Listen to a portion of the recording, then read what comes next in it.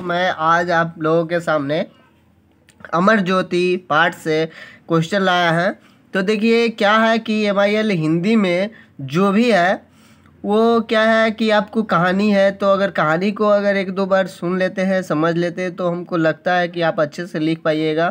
काहे कि इससे पहले जो चैप्टर हम लोग पढ़े थे वो था विराम चिन्ह और मुक्तिधान। तो मुक्तिधान में क्या होता था कि कहानी था और गरीब किसान और एक साहूकार समझिए, ये मनी की धनी मनी व्यक्ति है उसका। और जो विराम चिन्ह था वो एक अनुसूचित जनजाति यानी जाति से था, जो कि उसको मंदिर में प्रवेश नहीं करने दिया गया।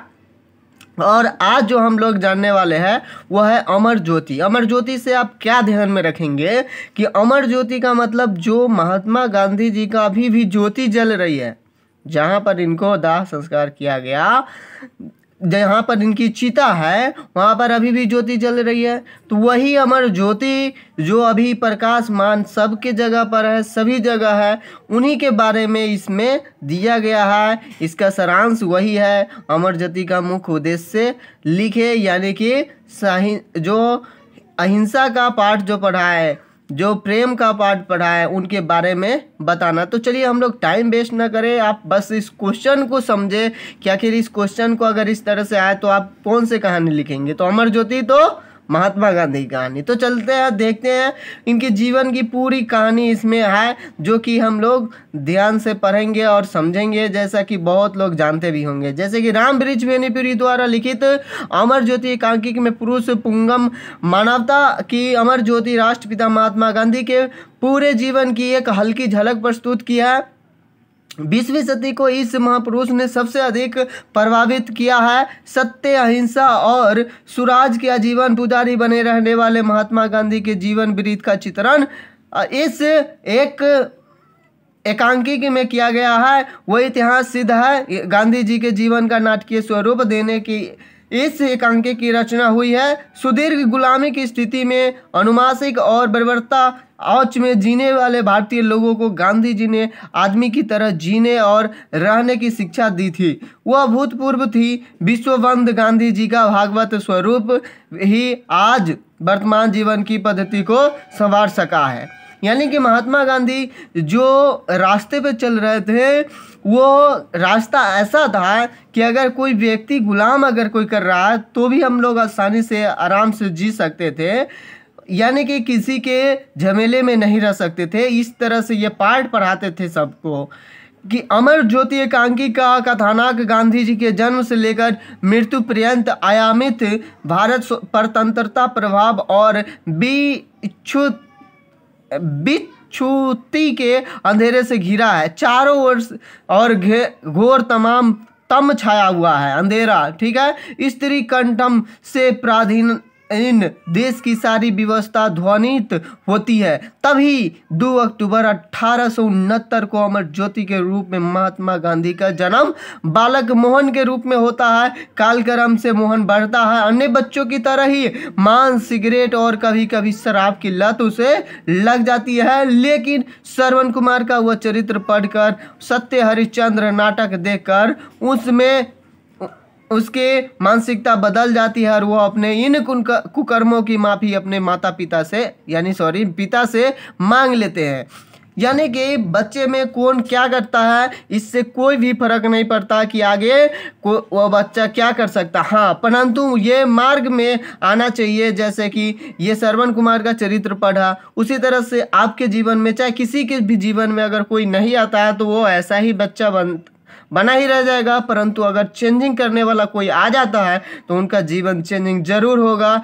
तो चलिए हम लोग इस बात को यहीं पर रखते हैं। मैट्रिक पास करने के बाद मोहन बैरिस्ट्री पढ़ने विलायत गया, यानी विदेश गया। 3 वर्षों के बाद अपने शिक्षा पूरी करके वो वापस भारत आए। अब वे मोहनदास करमचंद गांधी बार एट लॉ गए थे। प्रथमतः उनकी प्रैक्टिस बम्बई में प्रारंभ हुई, लेकिन वो वहाँ जम नहीं सके। राजकोट आए, लेकिन वहाँ भी निराशा ही हाथ लगी। बम्बई निवास के दिनों में ही मुलाकात सेठ अब्दुल्ला से हुई, जो उन्हें 1 वर्ष के लिए दक्षिण अफ्रीका अपने एक क्या है, केस की सुनवाई के क्रम में ले जाना चाहता था। 1 साल में 105 पाउंड देने की बात की थी। अब्दुल्ला के साथ अफ्रीका चले गए। पहले दिन ही उन्हें कचहरी में मजिस्ट्रेट ने निकाल दिया। दूसरे दिन उनके साथ ट्रेन में दुर्व्यवहार किया गया। वे सब कुछ सहते रहते हैं। अफ्रीका में रह रहे भारतवासियों के साथ अंग्रेजों का व्यवहार अत्यंत ही अनुमानिक और बर्बर। बेनीपुरी ने लिखा है कि उफ, जिन भारतीयों ने इस दुर्गम जंगल को आबादी के योग्य बनाया उन्हीं के लिए कैसे कैसे बुरे कानून बनाए जा रहे हैं। हर भारतीय 3 पाउंड का टैक्स दे, हर भारतीय अपनी 10 उंगलियों की छाप देकर अपनी रजिस्ट्री करा ले, हर भारतीयों को अपनी बस्ती की सीमा के अंदर ही रहना पड़ेगा। गुरु की बस्तियों में घुसना उनके लिए गुनाह है। गांधी जी के हृदय में तूफान उठ गया। सर्वविध भारतीय साधनहीन और सारे साधन संपन्न थे। मुकाबला किया जाए तो कैसे। इसी बीच उन्हें टॉलस्टॉय की पुस्तक पैसिव रेजिस्टेंस हाथ लगी। इसके साथ ही उनके आगे का रास्ता साफ हो गया। अफ्रीकी प्रवासी भारतीयों में जागरण की नई किरण फूटी। सत्याग्रह सेना का गठन किया जाता है। सभी वर्ग और सभी वर्ण के लोग उसमें भाग लेते हैं। अफ्रीका के जेलों में सत्याग्रहियों के स्त्री बच्चे सभी ठूस दिए जाते हैं। जेल में तरह तरह की यातनाएं दी जाती है। फिर इन लोगों को मनोबल कमा नहीं। अंत में तानाशाह स्मर्ट्स को झुकना पड़ा। सत्याग्रह की शिखा निर्विकार जलती रही। गांधी अमर ज्योति बनकर जगमगाते रहे। आगे चलकर गांधी जी के व्यक्तित्व में सत्य, अहिंसा और सत्याग्रह घुल मिल गया। रस्किन की पुस्तक ऑन टू दी लास्ट की प्रेरणा से उनमें सर्वोदय की ज्योति जगी। वे शहर छोड़कर गांव में चले गए। वहां एक आश्रम बना, नाम रखा टॉलस्टॉय आश्रम। वहां अपने सहयोगियों के साथ वे ऋषियों तुल्य जीवन व्यतीत करने लगा जैसे ऋषि रहते हैं। अफ्रीका की काली भूमि को जागरण की ज्योति से ज्योतित करके गांधी जी भारत लौटे। भारत की जनता ने उन्हें कर्मवीर गांधी की संज्ञा से संबोधित किया। पूना जाकर वे गोखले से मिलते हैं। गोखले उन्हें भारत भ्रमण करने की सलाह देते हैं। गांधी जी ने शांति निकेतन, हरिद्वार इत्यादि जगहों का भ्रमण किया। दोनों जगह उन्हें अपार प्रेम मिला। फिर चंपारण की भूमि उनके चरण रज से धन्य हो उठी। चंपारण के किसानों पर नीलेहों का अनाचार अपना अंतिम सीमा पर था। अमर ज्योति गांधी जी का पहला प्रकाश वहां के अनचारी गोरों को प्रभावित कर दिया। जनता में आस्था की ज्योति जगी। मन का संत्रास कुछ कम हुआ। चंपारण के बाद गांधी जी ने अहमदाबाद के श्रमिक उद्धार किया गया। अहमदाबाद कपड़ा व्यवसाय का प्रमुख केंद्र था। वहां श्रमिकों की दशा अत्यंत दयनीय थी। गांधी जी एवं अनुसुईया बहन के नेतृत्व में श्रमिकों की हड़ताल प्रारंभ हुई। 21 दिनों की लंबी हड़ताल के बाद भी उद्योगपति टस से मस नहीं हुए। इधर मजदूरों की धैर्य टूटने लगा। काम नहीं, पैसा नहीं का आघात लगा। मजदूर भूखे मरने लगे। गांधी जी ने भूख हड़ताल प्रारंभ कर दिया। सारा अहमदाबाद डोल उठा। अंत में श्रमिकों की विजय हुई। जिस समय कर्मवीर गांधी चंपारण के किसानों का और अहमदाबाद के मजदूरों को उद्धार करने में लगे थे, उस समय प्रथम विश्व युद्ध चल रहा था। जर्मनी के सेना मित्र राष्ट्रों की तबाह किए हुए थे।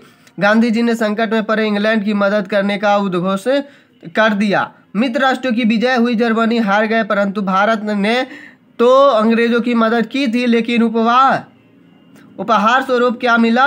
अंग्रेजों की बर्बरता का दंड समझिए झेलना पड़ा। स्वराज्य तो नहीं मिल सका, बदले में रॉलेट एक्ट की पाशविकता का दंड मिला। पंजाब में एक साथ हिंदू, मुस्लिम, सिखों तीनों का खून बहा। गांधी जी की भारत छोड़ो आंदोलन प्रारंभ 1942 में हो गया। इस सत्याग्रह आंदोलन से देश में नवीन चेतना का उदय हुआ।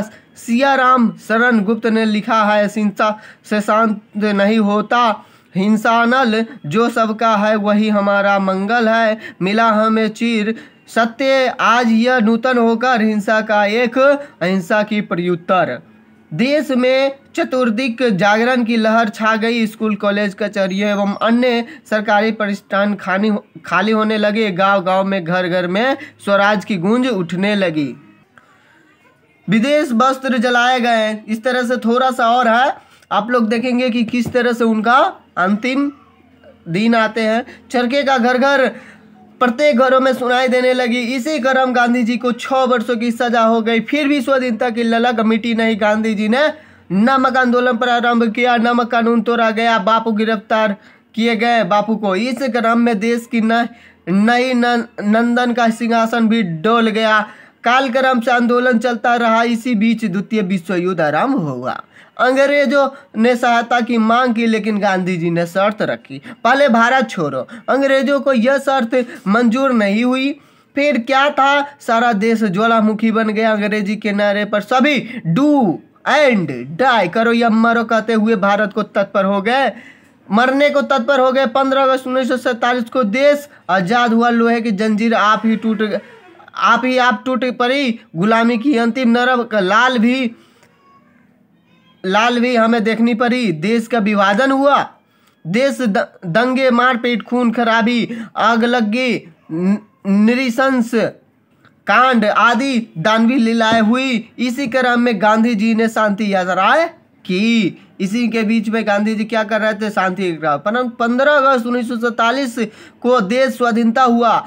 गांधी जी ने विश्व के समक्ष पशुबल की अपेक्षा जिस सत्य का एवं अहिंसा का सिद्धांत रखा था, राष्ट्रवाद का जो उच्च आदर्श रखा था, उसकी जीत हुई। लेकिन इस घर को घर के चिराग से ही आग लगाई गई।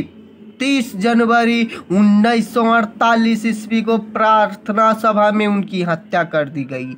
धरती विदीर्ण हो उठी, अंबर का धीरज टूट गया, सारे संसार में अंधकार छा गया। उस अमर ज्योति का पार्थिव शरीर मिट्टी में मिलने लगा कि हिमालय तिरोहित हो गया। वह ज्योति अमर ज्योति में लीन हो गई, किंतु उनकी शांतिदायिनी ज्योति आज भी सारे संसार को प्रेरणा दे रही है। दिनकर ने गांधी जी के मृत्यु पर लिखा है, कुम्हल करके झुक गए कल्पतरु के पत्ते, हरि के सिंहासन की मणि तेजोहीन हुई, हो गए मुख परियों की सतत मुखर नूपुर, सुरपुर में छाया शोक मौन हो गया विगत, इंद्रासन की चांदनी आमा की रात हुई। कहने का मतलब ये चैप्टर जो थे, ये जो पार्ट थे, वो महात्मा गांधी के ज्योति के बारे में थे, महात्मा गांधी की कहानी के बारे में थे। तो आपको क्या करना है, कहानी जैसे कि आप लोग जानते ही होंगे, एक बार रिवाइज करने के बाद आपको और भी अच्छे से लिखने की पावर आ गई होगी, तो आप लोग एग्जाम में जाएंगे और अच्छे से लिख करके आएंगे, ऐसा मैं आशा करूँगा। और आप लोगों को व्याकरण से कोई भी क्वेश्चन चाहिए तो आप लोग कमेंट करेंगे। फिर मिलते हैं नेक्स्ट वीडियो में। Thank you for watching.